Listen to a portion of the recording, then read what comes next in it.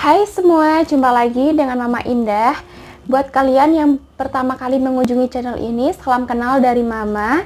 Dan supaya kalian lebih akrab denganku dan juga mendapatkan informasi-informasi yang menarik seputar dunia mama-mama, yaitu terkait dengan masak-memasak, ide jualan, mengurus anak, tips kecantikan, dan banyak lagi informasi menarik lainnya. Makanya kalian harus subscribe channel ini mulai dari sekarang dan aktifkan juga tombol lonceng supaya kalian mendapatkan notifikasi saat aku upload video.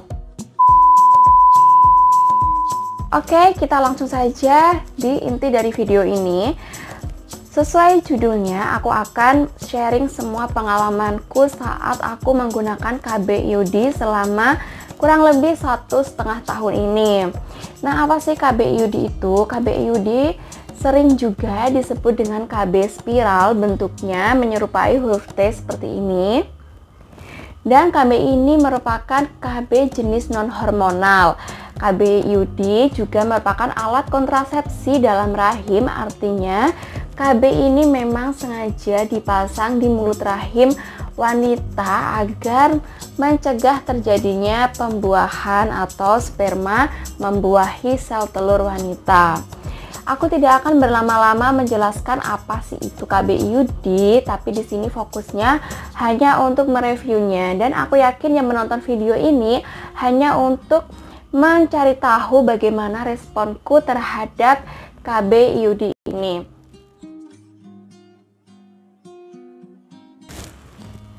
Jadi ceritanya, dulu waktu aku setelah melahirkan, dokter mendatangiku dan menyarankan aku untuk memasang KB setelah masa nifasku sudah selesai. Dan dokter juga menyarankan banget tuh untuk pasang KB jenis IUD saja. Kenapa begitu? Karena waktu itu aku cerita ke dokternya ingin sekali konsisten menyusui. So, supaya produksi ASI dan hormonku tidak terganggu, aku harus memasang KB jenis non-hormonal atau yang tidak mengandung hormon, yaitu salah satunya IUD ini. Selain itu, aku juga disarankan oleh ibu mertuaku untuk memasang KB jenis spiral atau IUD ini. Karena dulunya beliau juga pernah memasang KB atau menggunakan KB IUD ini dan tidak ada keluhan apapun atau masalah apapun. Makanya aku mantap banget untuk memakai jenis KB IUD ini. Karena kenapa? Aku pun juga nggak suka ya kalau KB-nya itu kayak minum obat atau suntik. Terus kan itu kan kita butuh banyak waktu untuk pergi ke dokter atau ke bidan. Makanya aku juga memilih KB jenis yang IUD ini. Apalagi ini juga tidak mengandung hormon yang dapat mengganggu produksi ASIku.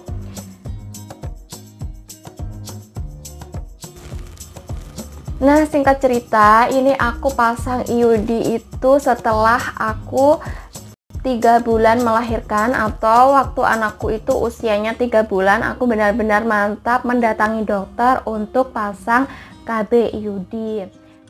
Lalu kenapa sih kita atau aku itu disarankan banget untuk pasang IUD setelah masa nifasku selesai? Kenapa tidak langsung dipasangkan setelah melahirkan dulu aja? Jadi jawabannya menurut keterangan dokter, setelah masa nifas itu ukuran rahim kita akan kembali seperti bentuk semula, sehingga dokter akan lebih mudah untuk menentukan jenis IUD apa yang cocok untuk pasiennya. Nah, dari situ aku juga baru tahu kalau IUD itu ukurannya juga bermacam-macam dan tidak semua orang itu sama. Nah, dari situ juga aku tahu tuh ada juga IUD untuk orang yang baru banget melahirkan, ada juga untuk yang rahimnya pendek, dan untuk yang lainnya aku lupa. Kalian boleh tanya aja ke dokter kalau kalian ingin pasang IUD ini. Jadi kalian harus menggali informasi yang banyak ke dokternya langsung.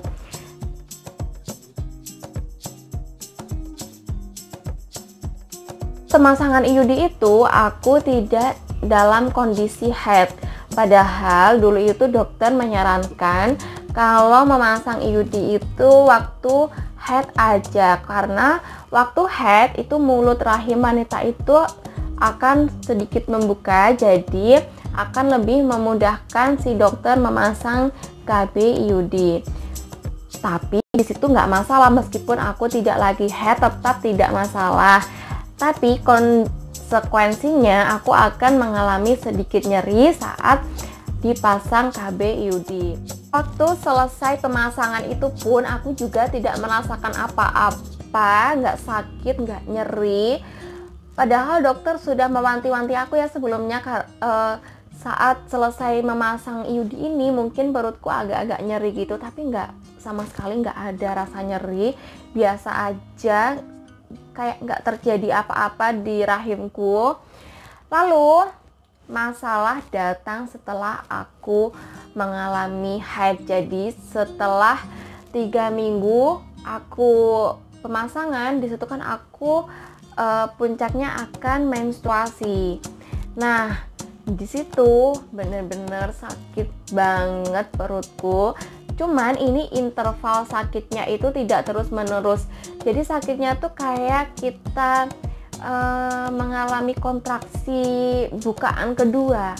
Nah, kayak gitu tuh sakitnya tuh kayak gitu. Jadi tuh nyeri kayak kontraksi, cuman intervalnya itu nggak lama. Jadi kayak kadang sakit, kadang enggak, kadang sakit, kadang muncul lagi, kadang enggak gitu. Nah, dari situ aku kayak ini apa ya, kok kayak gini. Aku padahal tuh nggak pernah saat haid itu mengalami sakit nyeri seperti kontraksi, itu nggak pernah sama sekali. Aku nggak pernah mengalami sakit yang kayak gitu. Dan aku searching tuh dari orang-orang, dari youtuber yang pernah memakai IUD, dan ternyata efek samping dari pemakaian IUD rata-rata memang seperti itu. Jadi waktu haid itu memang agak nyeri dan sedikit sakit di bagian area pinggang-pinggang dan perut kita. Dan gak hanya itu aja, ternyata di sini haidku itu jadi lebih lama daripada biasanya.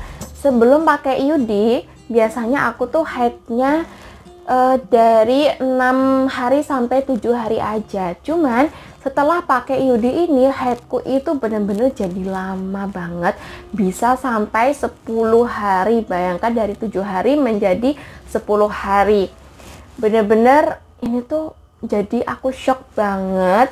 Terus yang lagi-lagi bikin masalah, jadi haidku itu sangat banyak banget. Jadi kayak 2 jam sekali tuh aku udah harus ganti pembalut lagi. Karena biasanya aku tuh ganti pembalut itu bisa sampai 4 jam atau 5 jam sekali. Cuman di sini aku tuh kayak 2 jam sekali tuh harus ganti pembalut, karena bener-bener banyak banget darah yang keluar tuh lebih banyak daripada sebelum aku memakai KB IUD. Terus puncak masalahnya itu ada di bulan ketiga setelah aku pasang IUD. Nah, saat itu waktu berhubungan suami istri, jadi si suamiku itu mengeluh kesakitan karena rasanya tuh kayak ditusuk sama jarum. Bayangkan aja, aku takut dong dan khawatir juga, atau jangan-jangan KB ku ini IUD-nya bergeser atau mau keluar atau gimana, aku juga bingung. Makanya saat itu aku memutuskan mantap untuk pergi kontrol ke dokternya. Setelah kontrol, ketemulah masalahnya itu. Ternyata di dalam IUD itu terdapat benang yang sangat panjang, dan benang itulah yang menjadi penyebab mengapa suamiku menjadi kesakitan saat berhubungan suami istri. Akhirnya dokter memutuskan untuk memotong sebagian benangnya, dan setelah itu suamiku sudah tidak mengalami kesakitan lagi saat berhubungan. Tapi di sini masalah haidku yang nyeri dan banyaknya darah waktu haid itu ini tidak bisa disembuhkan, karena dari jawaban dokter itu merupakan efek samping dari penggunaan KB. Karena dasarnya semua jenis KB itu punya efek samping sendiri-sendiri. Seperti KB suntik atau KB pil itu punya konsekuensi atau efek samping bisa menambah berat badan si wanita. 1 tahunnya itu pasti akan menambah 2 kg.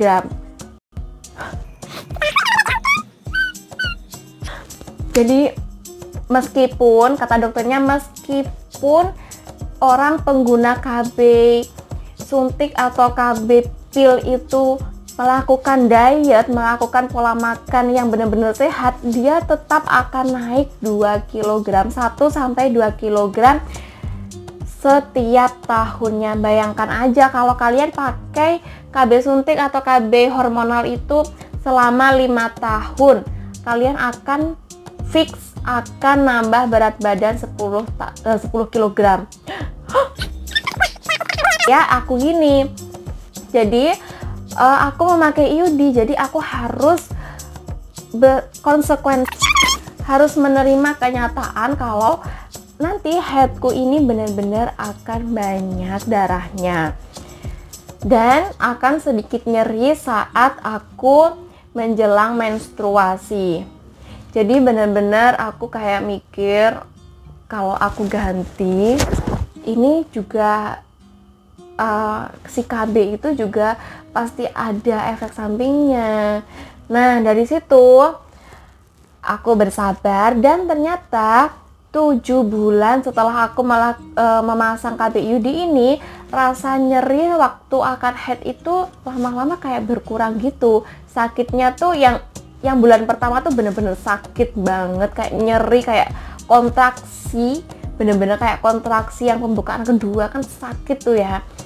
Terus lambat laun sakitnya itu memang agak berkurang, ya nyeri cuma tuh agak berkurang gitu sakitnya. Jadi aku di sini bener-bener kayak oh ini mungkin sudah kayak beradaptasi dan aku mulai menyesuaikan diri dengan adanya IUD di dalam tubuhku. Ya, daripada konsekuensinya harus menggendut menjadi gentong, lebih baik aku menahan, bersabar, dan solusinya memang aku setiap 2 jam sekali aku ganti pembalut terus supaya tidak mengalami terlalu lembab di area lipatan paha. Nah, jadi kayak gitulah respon tubuhku terhadap KB IUD ini. Saran banget dari aku, kalau kalian memasang IUD, jangan lupa untuk selalu kontrol setiap 6 bulan sekali, karena ada juga kejadian KB IUD-nya itu sedikit bergeser. Jadi kalau si KB-nya itu bergeser atau IUD-nya itu bergeser, bisa saja nanti akan timbul pembuahan di dalam rahim dan terjadi kehamilan.